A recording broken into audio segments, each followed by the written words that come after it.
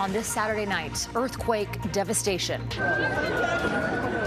Horror on the streets of Morocco. We're going backwards and forwards and everything started moving. The rescue mission, the casualties, and one Canadian's tense story of survival from the disaster zone. It was really scary. Startling consensus. The softening stance against Russia's invasion on day one of the G20. Shooting for a culture change as Hockey Canada aims to carve out toxic masculinity. I just look at history and it continues to repeat itself. Why one ex-NHLer isn't buying it.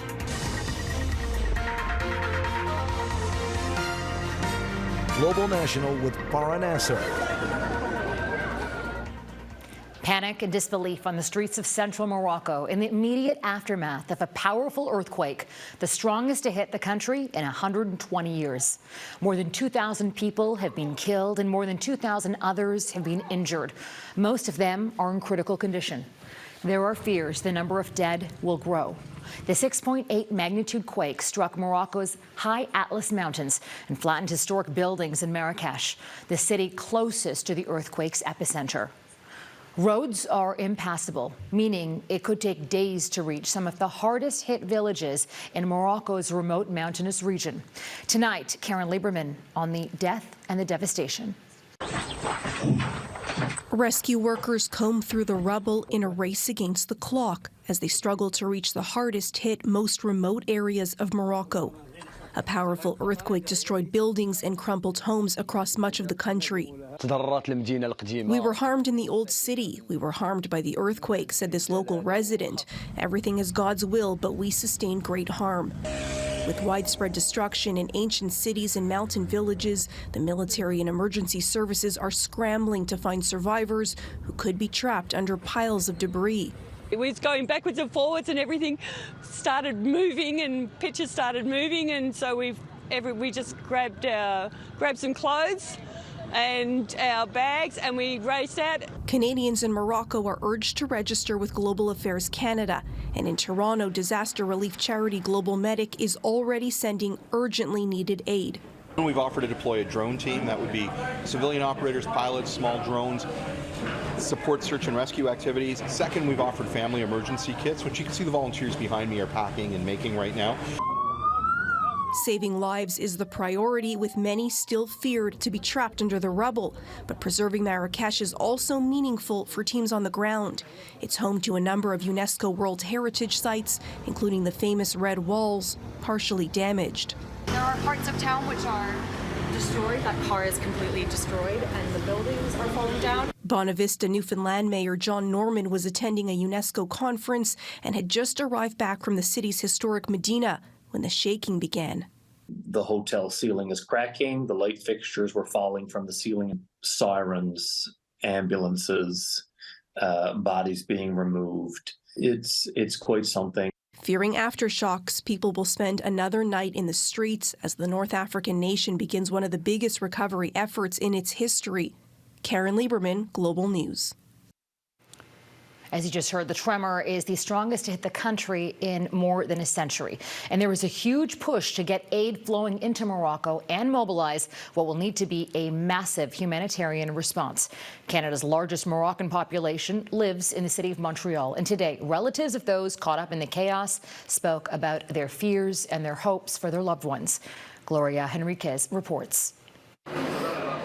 At this Moroccan cafe in Montreal, Saturday mornings are for soccer, but news of the tragic earthquake back home is all these Montrealers can think about. It's a black Saturday, says Mousli Yassine. The first thing he did when he heard about the earthquake was call his family in Casablanca. They were shocked and surprised, he said. They slept on the streets fearing an afterquake. Adil Boumaiz, originally from Rabat, says he stayed up all night watching the news. There's a feeling of helplessness being so far, he says. The earthquake shook Marrakech, where Montreal City Councillor Serge Sacheville was vacationing. And I thought that someone was taking a carpet under my feet because it was like there was no ground under my feet. It was really, really scary. With such a large Moroccan population, local politicians took to social media to react to the news. Montreal Mayor Valérie Plante saying in part, "The images from Morocco break our hearts. My thoughts are with the Montreal community of Moroccan origin." Quebec Premier François Legault echoing her thoughts, adding that he's visited several magnificent cities in the country. At this Moroccan butcher shop located in an area of Montreal called Little Maghreb, Kantari Youssef says the local Arabic community at large is banding together to get through the tragedy. We will soon start collecting donations, he said. Back at Amistad Café, as Yassine sees the death toll mount by the hour. He says he's hoping the nightmare ends soon. Gloria Henriquez, Global News, Montreal. During the opening session of the G20 meeting in India, the host country's Prime Minister Narendra Modi offered his condolences to those affected by the deadly earthquake, saying the global community is with them and ready to help.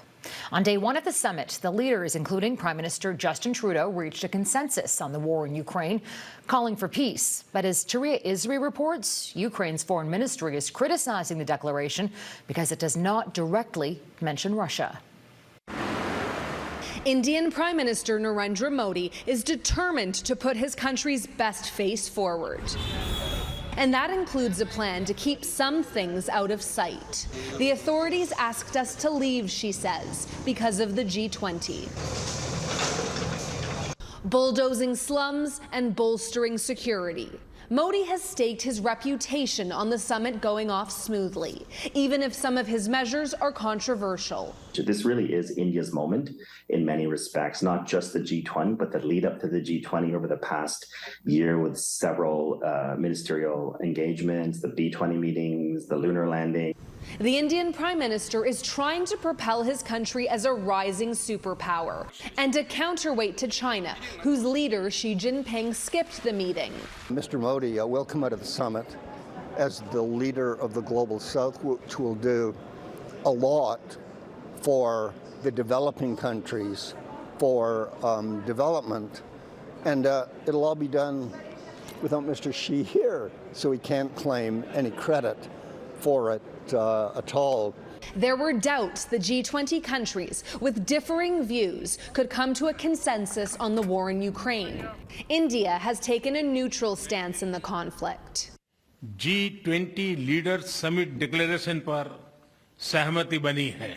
A compromise was reached earlier than expected, but the joint statement appeared to have a softer tone, with no explicit mention of Moscow's aggression or a Russian withdrawal from Ukraine, outlined in the communique from the last G20 summit in Bali. Bali was Bali and New Delhi is New Delhi. I mean, Bali was a year ago, the context, the situation was different. Senior government sources with knowledge of the negotiations say Canada wanted to see stronger language in the Delhi Declaration.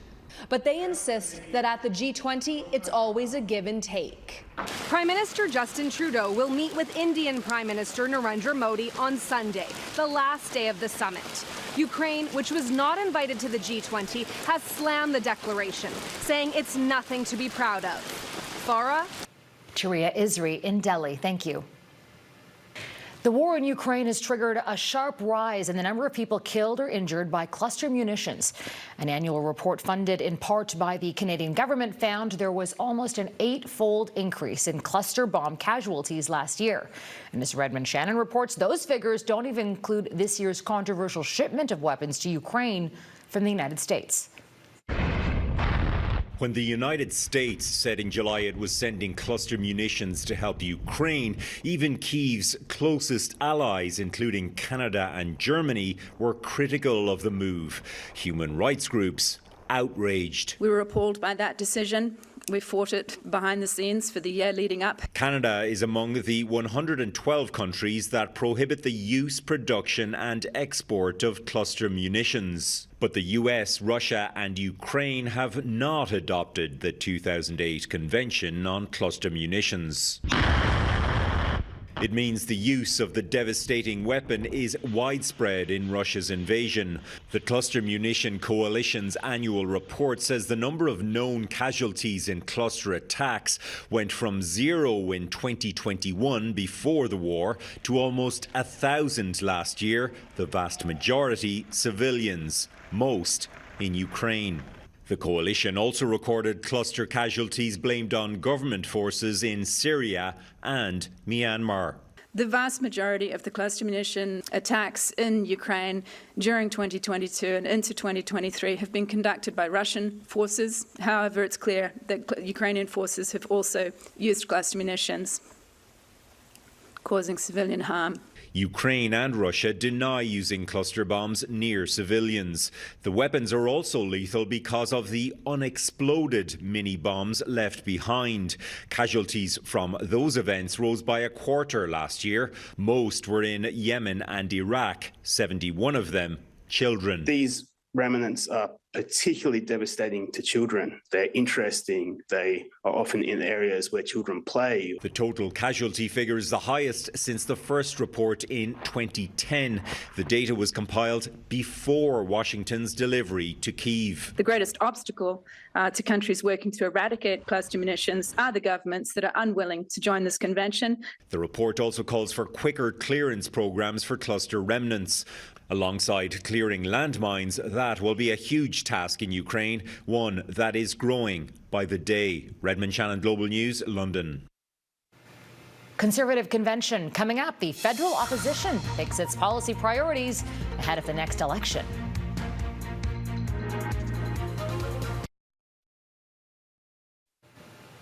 As the Conservatives ride a wave of support from opinion polls, the party wrapped up what's likely its only policy convention before the next federal election. The gathering in Quebec City attracted a record number of more than 2,500 delegates. And they now have recommended a diverse set of policy proposals they want their party to campaign on. Our David Aiken looks at what's being proposed. Let's bring it home! Conservative leader Pierre Poilievre fired up delegates Friday night with an hour-long campaign-style speech. And on Saturday, the delegates got down to the hard work of picking the policy priorities they want Poilievre to campaign on. This convention started with 60 policy proposals, but half of those failed to make the final cut. Among those that passed, Conservatives want a foreign policy that is tougher on China, an expansion of rail infrastructure, including high-speed passenger rail, ramp up investments in clean technology while supporting oil and gas production. We value environment, economy, and our health. It's about jobs and balance. That's what Canadians want and need. Thank you. Our energy transition policy highlights how the federal government can work with local communities to meet the future energy needs of Canadians. Prohibit discrimination based on vaccine status. Ban minors and those with mental illness from medical assistance in dying, and ban gender-affirming medical treatment for minors. This is not just a federal or a provincial or municipal issue. It's around the world. We need to stand up for kids. Among those policies that failed, Conservatives rejected a call to defund the CBC and its French-language service Radio-Canada. That's because such a policy could have hurt the Conservatives here in Quebec, where RadCan is seen as an important cultural voice. But under the party's rules, it is the leader, Pierre Poilievre, who has the final say on what policies will be in his platform. He can reject some that were approved this weekend or bring back some that failed. And there were some grassroots Conservatives here that thought that gives the leader too much power, and they had put forward a proposal to change that. But that proposal failed. So what will be in the next Conservative election platform? Well, we'll likely have to wait a couple of years to find out until the next election, and it's an election not likely to take place until the fall of 2025. Farah. David Aiken in Quebec City. Thank you, David. Executives at Hockey Canada have spent the past 2 days in meetings in Calgary trying to make the sport more safe and more inclusive. But just last week, a former NHL coach who was fired for making racist comments was rehired. Bill Peters was named head coach of the Lethbridge Hurricanes junior hockey team and apologized to the victim he used racial slurs against, former NHLer Akeem Aliu. To Akeem, Excuse me. I apologize. I now recognize the impact of my words. I was uneducated in my use of inappropriate language. I failed to create a safe place for Akeem, and I'm deeply sorry. It's been more than a decade since the comments were made and more than 4 years since Akeem Aliu came forward with these allegations. Aliu is no longer playing professional hockey, but he is involved in trying to bring diversity to the game. I had a chance to sit down with him earlier this week. Akeem, thanks so much for joining us. First, let's start with that apology. What's your reaction to it? I mean, it was something that was very difficult to see. Obviously, the emotion that was displayed doesn't really correlate with the outreach towards the victims, which is myself, and obviously the stories with Mikel Jordan as well. I think when you're that sorry about something that happened so long ago, I think the first thing that you got to do is get in contact with the victim and to understand where they're at and how they feel about it. I hope he was sincere in his words and his emotion, but I always look at the action behind it. I haven't heard anything from him in 13 years and 4 years since it's become public. At the end of the day, I hope that this is a teaching moment for a lot of people, and we move on in a positive light from here. Do you think speaking out hurt your hockey career? 100%. I didn't say anything for close to 9 years because I was scared of what that was going to do to my career, and it's actually proven to be right. And I was in the middle of still playing when I went public in 2019, and ever since then it's been really difficult to get opportunities to get on the ice and get a fair shot. To have one person be able to take that away from you, and I use it as a tool to support my family in so many ways just because of our financial shortcomings, and for somebody to come and take it away and is really difficult, and it's something that I'll battle with for the rest of my life. That's for sure. Hockey Canada is holding a summit this weekend, and they're looking at the issue of toxic masculinity, but also the issues of racism. I think trying to kind of clean up the image that Hockey Canada's had for several years now. Do you think that's going to make a difference or a dent? I just look at history, and it continues to repeat itself in the game of hockey. Obviously, the way they handled the 2018 sexual allegations was very difficult to see, and just how far they dug their heels in. And it took public outcry to be able to see change within the board and at the CEO level. You look at all the steps taken backwards by the NHL with inclusion nights and stripping people of that 15 minutes of being able to show that it's a welcoming and inclusive space. I think getting the right people in the room is more important than anything. At the end of the day, we still have mostly white folks running these establishments, and I think to talk about toxic masculinity and their issues of racism and misogyny in the game, you need to have people around that have actually dealt with those issues. You're doing some incredible work on the ground with the Hockey Diversity Alliance. You're working with kids just starting their hockey journey in the minors. We know that race-based incidents still exist. There's data to back that up. But what kind of incidents are we still seeing today? It's so sad. If you only saw the kind of the inboxes, the reach out to our inboxes we get of racial issues, and I mean it's 2, 3, 4 times a week, all over Canada, all over North America. Kids saying they've been called the N-word, Indigenous kids not being welcome, Asian kids being made fun of. When you reach out to these organizations and we talk about having a very strict policy, it takes a long time to get anything done. If a kid doesn't feel included in the game, it doesn't matter the talent level or the passion they have towards the game, it's something that they don't want to continue doing. It's very difficult to explain that to a 10-year-old that, you know, things will get better and you do have support. It's things that I've dealt with, things other guys in the HDA have been going through for their whole lives. Hockey has become a very elite and very white sport, and it's only getting worse. And money is kind of the ruler of hockey. We're trying to show kids that the game can be inclusive, and that's what we're doing with the HDA grassroots program, and we're having a lot of success. You just said it's getting worse. Why is it getting worse? I would think it would be getting better with all that we know now. It's getting worse because hockey is getting more and more expensive. When I played AAA hockey, of course, it was 15 years ago, but we were paying $3,000 as a family to play AAA hockey. Now we're getting upwards to $10,000 to play the game of hockey. So it excludes a large demographic from the game right away. So the work that we're trying to do is trying to close that gap and open it up to more people. And I don't understand why the establishment continues to push back on it, because it'll make the sport better. If you had a kid, knowing what you know now about hockey culture. I just had a kid 2 months ago. You just had a kid? 2 months ago, yes. Wow, congratulations. Thank you. Knowing what you know now, would you encourage him to get into hockey?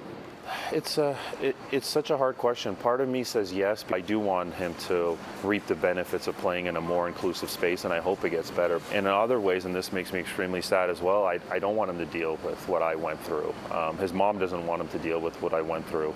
But at the end of the day, I love hockey with a passion. It was my first love. It's always going to be my true love. And I hope we can get the game to a space where all kids, including my son, can feel loved in the game and pursue it and make it the greatest game in the world, because I do think it has that potential. Okay, Akeem, thanks so much for your time and your passion. Thank you so much. Appreciate you having me. Next, dealing with devastation, heartbreaking scenes from Morocco.